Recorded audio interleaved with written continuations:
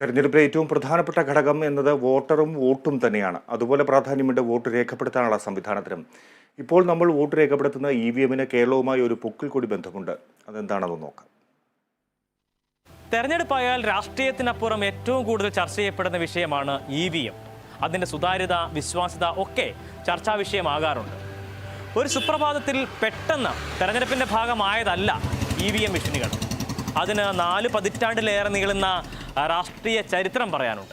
ഇന്ത്യയിലെ പൊതു തെരഞ്ഞെടുപ്പിൽ EVM സ്ഥിരം സാന്നിധ്യമായത് 2014 മുതലാണ്. 1998-നും 2001-നും ഇടയിൽ നടന്ന ഇന്ത്യൻ തെരഞ്ഞെടുപ്പുകളിൽ ഘട്ടം ഘട്ടമായിട്ടാണ് അവ ആദ്യമായി അവതരിപ്പിക്കപ്പെട്ടത്. 99-ൽ ഗോവൻ നിയമസഭയിലേക്കുള്ള പൊതു തെരഞ്ഞെടുപ്പിൽ EVM ഉപയോഗിച്ചു. ഏറ്റവും പ്രധാനപ്പെട്ട കാര്യം ഇതിനൊക്കെയും തുടക്കം കുറിച്ചത് കേരളമാണ് എന്നതാണ്. വർഷം 1982. രംഗം എറണാകുളം ജില്ലയിലെ നോർത്ത് പറവൂരിലെ ഉപതെരഞ്ഞെടുപ്പ്. 56 ബൂത്തുകളിലാണ് അന്ന് EVM ഉപയോഗിച്ചത്. പക്ഷേ തുടക്കം അത്ര ശുഭകരമായിരുന്നില്ല.